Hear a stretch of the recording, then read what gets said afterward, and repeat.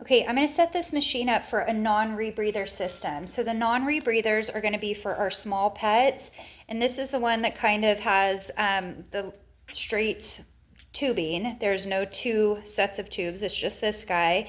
And then the reservoir bag is attached here instead of at the actual machine. And what we're going to do to set this up is we're bypassing the CO2 canister entirely. So we have this end that we're going to attach directly at the vaporizer. So again, following our line from oxygen up to flow meter to vaporizer and into the patient. So right now we have this machine set up for a non-rebreather system, and then we want to leak test it. So to leak test this system, you can see there's an on-off valve or an open-closed valve on the actual breathing system. So we want to make sure that that is closed.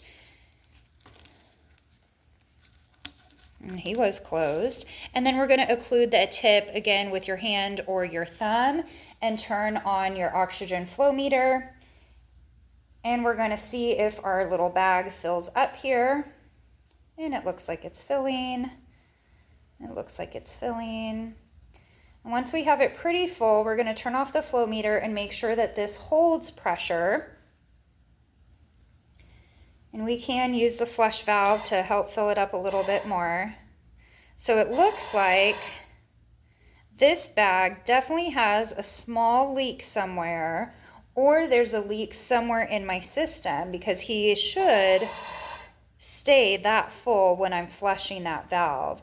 So a good point to remember with your reservoir bags, no matter if it's on the rebreather or on the non-rebreather system, is that we want to inspect them, making sure that there's no creaks or cracks or holes or anything around the neck piece. This is generally where we see the leaks. And on this black one, again, around the neck, sometimes the rubber can become just worn out. So we want to definitely inspect that visually, but this is also why we always do a leak test on our anesthesia machines to make sure that the pressure of the machine actually holds.